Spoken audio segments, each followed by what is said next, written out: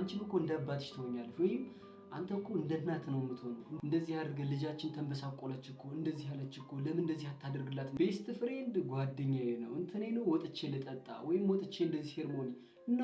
ሰላም ቤተሰቦች እንዴት አላችሁ? ዛሬ ደግሞ ስለ ትዳር ቀይ መስመር በደንብ ነግራችኋለሁ። ያው የማወራችሁ በዋናነት ስለ ትዳር ይሁን እንጂ ህይወት በሙሉ ቦርደር የራሷ ቀይ መስመር ያላት ነገር ስለሆነች ለህይወታችሁም ለትዳራችሁም ለፍቅር አጋራችሁም ለጓደኛችሁም ለሁሉም ነገር ይጠቅማችኋልና ቪዲዮውን እስከ መጨረሻው እዩት፣ በደንብ ይጠቅማችኋል።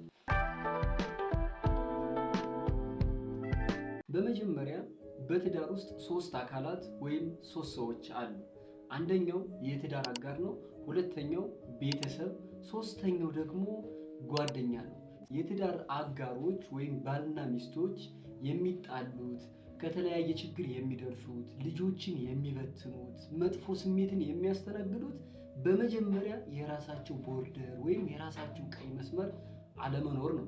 አንዲት ሀገር የራሷ የሆነ ደንበር የራሷ የሆነ ቦርደር ከሌላት ማንም ሰው ወንጀለኛ የሚሆን ጠላት የሚሆን ወዳጅ የሚሆን እየገባ እንደፈለገ የሚያደርጋት ሀገር ትሆናለች። ስለዚህ ሉዓላዊነቷ ይቀርና ማንም እንደፈለገ የሚፈነጭባት ትሆናለች። በእናንተ ህይወት እራሳችሁ ከዚህ በኋላ የኔ መስመር ነው፣ ይሄ የኔ ቦታ ነው፣ ከዚህ በኋላ እንዳትመጣ፣ ከዚህ በኋላ እንዳትመጭ፣ ይሄ የኔ ተፈጥሮ ነው፣ ስብዕናዬን አትጋፋኝ ካላላችሁ በቀር ማንም ሰው እንደፈለገ ይጫወትባችኋል ማለት ነው።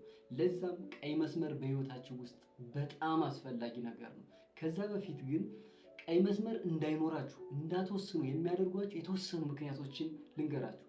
የመጀመሪያው ይሉኝታ።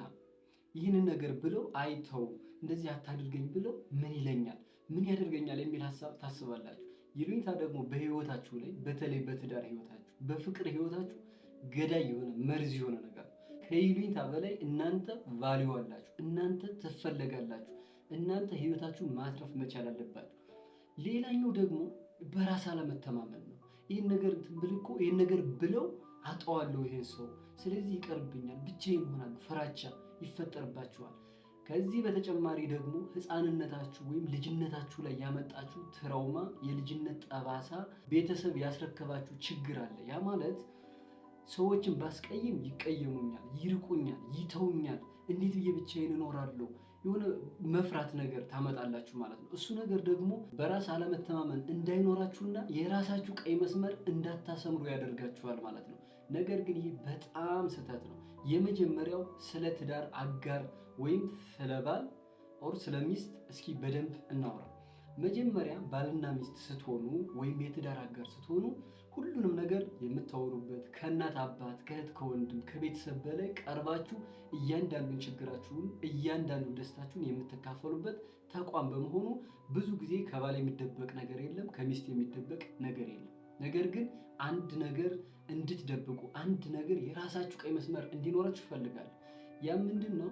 ልጅነታችሁ ያለውን ያሳለፋችሁትን መከራ ያሳለፋችሁትን ችግር በህይወታችሁ የገጠማችሁን ነገር ዝርዝር አድርጎ ለባል ወይም ለሚስት ማውራት፣ አንድ ቀን በመካከላችሁ ልዩነት በተፈጠረ ጊዜ ያንን ቁስላችሁን ነካ በማድረግ እናንተን ህይወታችሁን ማሸማቀቅ ይፈልጋሉ፣ የበታች ማድረግ ይፈልጋሉ። እናንተ እንደፈለጋችሁ እንዳትተነፍሱ ያደርጓቸዋል። ስለዚህ ለሚስትህ ወይም አንቺን ለባልሽ ማድረግ ያለባችሁን ነገር ማውራት ያለባችሁን ነገር ገደብ ይኖራችሁ። ለምሳሌ አባቴ ሌላ ሴት እንደዚህ ይይዝ ነበር ወይም እናቴ ከሌላ ወንድ ትሄድ ነበር ብለሽ ብታወሪው ወይም እንደዚህ ብለህ ብታወራት የሆነ ቀን ስትጣሉ አንቺም እኮ እንደ አባትሽ ትሆኛለሽ ወይም አንተ እኮ እንደ እናት ነው የምትሆነው እንደዚህ ትባላለህ ማለት ነው። ያን ህይወት እንድትጠላው ከእሷም እንድትርቅ ያደርጋል። የልጅነታችሁን ታሪክ ያን መጥፎ ያለፈ ጊዜ ባታወሩትስ ምን ችግር አለ? እንድታወሩት እንድትተነፍሱ ግዴታ ከሆነባችሁ ግድ የላችሁም፣ ጻፉት ወይም ደግሞ ንስሐ ግቡ። ወደ የሃይማኖት ተቋማችሁ ሄዳችሁ ደግሞ ጸሎት አድርጉ ወይም ዱዓ አድርጉ። ከዛ ውጭ ለዛ ሰው ነገራችሁት አልነገራችሁ ምን ይቀይርላችኋል? የቀጣይ ህይወታችሁን ከማበላሸት የዘለለ ሌላ ሚና ሊኖረው አይችልም። ስለዚህ ጠንቀቅ በሉ። ክብራችሁን አሳልፋችሁ አትስጡ። የተጋባ ሁሉ አብሮ እስከ ዘላለም ይኖራል ማለት አይደለም። እስከ ዘላለም ቢኖር በጣም አሪፍ ነገር ነው፣ በፈጣሪ የሚፈቀደው እንደዛ ነው። ነገር ግን በጣም ሚሊዮኖች እየተፋቱ፣ ሚሊዮኖች እየተጠላሉ፣ ሚሊዮኖች እየተገዳደሉ፣ ሚሊዮኖች እየተማሙ እያየን ነው አይደል? ስለዚህ ማን ይቀርባሉ? ከሌላ ሰው ይልቅ ራስ ለራስ በጣም አሪፍ ቫልዩ አለው፣ ዋጋ አለው። ከዛ ሰው በላይ ለራሳችሁ ዋጋ ስጡ። የራሳችሁ ህይወት ቦርደር ይኖራችሁ፣ ደንበር ይኖራችሁ። ከዛ ውጭ ማንም ጥሶ ይገባና እንደፈለገ ሊያደርጋችሁ ይችላል። ጠንቀቅ ማለት አለባችሁ። ቀይ መስመራችሁን ማስመር መቻል አለባችሁ። ፍቅር መስጠት ባለባችሁ ሰዓት ፍቅር ስጡት። ማውራት ያለባችሁን ጥሩ ጥሩ ነገሮችን አውሩት። ከዛ ውጭ ስለራሳችሁ ኔጌቲቭ ነገር ሁሌ መዘግዘግ ጥሩ አይደለም። እናንተ ያንን ታሪክ ብታልፉት ያንን ጊዜ ብታልፉት እንኳን እዛው ላይ የቆማችሁ ይመስለዋል ለዛ ሰው ማለት ነው። ለእናንተ ያ ያለፋችሁበት ታሪክ ትርጉም አለው። ተምራችሁበታል፣ ብዙ ነገር አውቃችሁበታል። ከዛ ውጭ ለዛኛው ሰው ግን ሌላ ጠባሳ ነው። እናንተን ጠብቆ የሚወጋበት ነገር አመቻቻችሁለት እንጂ የሚጠቅመው ነገር ምንም የለም። ሌላኛው ደግሞ ከቤተሰብ ጋር ያለ ቀይ መስመር ነው። እንግዲህ አብዛኞቻችሁ ተወልዳችሁ ስታድጉ ቤተሰብ በኃላፊነት አሳደጋችሁ፣ ቤተሰብ በኃላፊነት ወለዳችሁ፣ ተንከባከባችሁ፣ ብዙ ነገር አደረገላችሁ። ትዳር ከጀመራችሁ በኋላ ወይም ካገባችሁ በኋላ ግን ሁሉም ነገር ይቀየርና የቤተሰብ ኃላፊነቱ ተቀይሮ ያ ሁሉ ነገር አልፎ ወዴት ትሄዳላችሁ? ወደ ትዳር አጋራችሁ። ክብር የምትሰጡት ለትዳር አጋራችሁ፣ ሁሉንም ነገር የምታጋሩት ለትዳር አጋራችሁ፣ መጥፎውንም ጥሩንም የሚካፈላችሁ የትዳር አጋራችሁ ነው። ስለዚህ ልክ እንደ ሕፃንነታችሁ እንደ ልጅነታችሁ ከአንተ ይልቅ ቤተሰቦችን ነው ማስቀደም፣ ከአንቺ ይልቅ ቤተሰቦችን ነው ማስቀደም የሚል ትርክት ጥሩ አይደለም።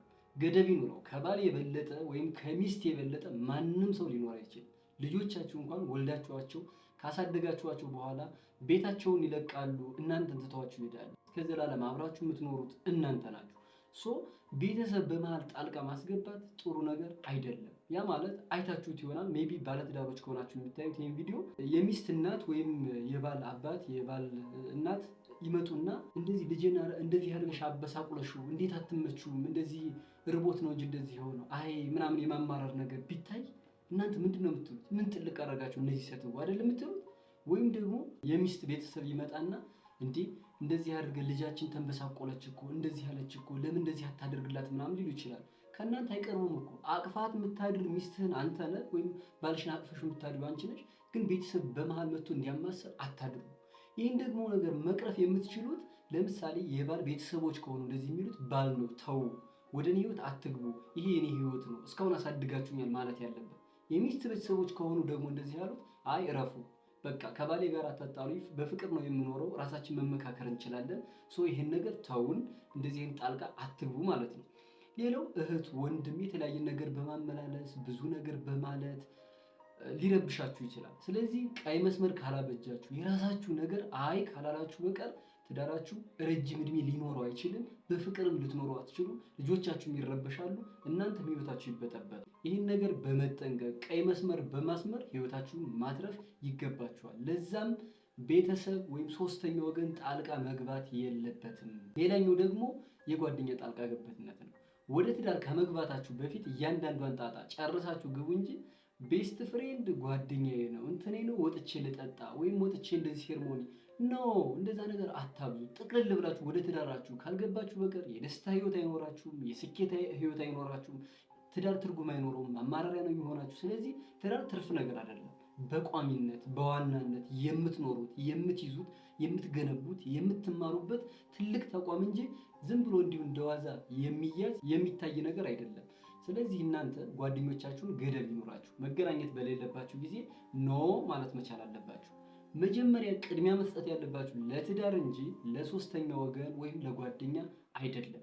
ከሚስታችሁ በላይ ወይም ከባላችሁ በላይ ጓደኛችሁ ሊበልጥ አይችልም፣ ዋጋ ሊኖረው አይችልም። መጀመሪያ ዋጋ መስጠት ያለባችሁ ለትዳራችሁ ነው። ብዙ ጊዜ እንደውም ባሎች ወይም ሚስቶች በቃ ጓደኛ ያበዛል፣ ጓደኛ እንደዚህ ያደርጋል የሚል አቤቱታ ይመጣል። ባሎችም ጋር ደግሞ እንደዚህ እያደረገች ሚስቴ ጓደኞች አሏት፣ ዝም ብላ ለትዳሯ ጭንቀት የላትም፣ ጓደኞቿ እንደዚህ እያደረጉ ምናምን አለ። በመጀመሪያ ጓደኛ ከቀረባችሁ ማነጻጸር ነገር አለ። ጓደኞችሽ እንደዚህ አድርገው አንቺ እንደዚህ አታደርጊም፣ ወይም ደግሞ ጓደኞችህ ጥሩ ቤት ይሰራሉ፣ ጥሩ ነገር ያደርጋሉ፣ አንተ እንደዚህ እኮ አታደርግም ትባላለህ። ያ ነገር ሌላ ህመም ይፈጥርባችኋል፣ ሌላ ቁስል ይፈጥርባችኋል፣ እንድትለያዩም ይገፋፋችኋል። ስለዚህ እናንተ ጠንቀቅ ብላችሁ ራሳችሁን መኖር፣ ለራሳችሁ ቀይ መስመር ማበጀት። ጓደኛ ለአንደኛው አይኖራችሁ አይደለም፣ ነገር ግን ቀይ መስመር ይኖራችሁ። ከዚህ በኋላ አትለፍ፣ ከዚህ በኋላ ስልጣን የለህም ማለት አለባችሁ። እናንተ ከሚስት ጋር በተጣላ ጊዜ ሂደህ አይ እንደዚህ እንደዚህ እኮ ናት የኔ ሚስት ክፉ እኮ ናት እንደዚህ እንደዚህ ታደርጋለች ብትለው ነገ ጧት አንተን ሊያከብር አይችልም። ቀይ መስመር ይኖር። ባለቤቴ እኮ ክፉ ነው፣ ብር አይሰጠኝም፣ እንደዚህ ብሎ እችት ያደርግብኛል ምናምን ኖ ምን ሊያደርግልሽ ነው ያ ሰው? የባሰ እንድትለያዩ መጥፎ ነገር ይዘራባችኋል እንጂ ለእናንተ ምንም መፍትሄ ሊሆን አይችልም። እናንተ የቀረበ ማንም የለም። ቤተሰብም ጓደኛም ማንም አካል ሊኖር አይችልም። ኢቭን የሃይማኖት አባት ቢሆን ራሱ ከእናንተ በተጨማሪ እንጂ ከእናንተ በላይ ሊሆን አይችልም። ስለዚህ ይህን ነገር ጠንቀቅ በማለት የህይወታችሁ ቀይ መስመር በማበጀት በትዳር ህይወታችሁ ብቻ ሳይሆን በጓደኞቻችሁ፣ በማህበረሰቡ፣ በምትኖሩበት አካባቢ አይ ከሌ እኮ ይሄን አይወድም የከሌ ባህሪ እኮ ይሄ ነው ልትባሉ ይገባል። ስለዚህ የህይወት ቀይ መስመር ለዚህ ይጠቅማችኋል ብዬ አስባለሁ። ከተመቻችሁ ቪዲዮ ላይክ፣ ሼር፣ ሰብስክራይብ በማድረግ ቤተሰብ ይሁኑ። ጥያቄ ካላችሁ ደግሞ እዚህ ቻናሉ ላይ ስልክ አለላችሁ፣ እኔን ማናገር እኔን ማግኘት ትችላላችሁ።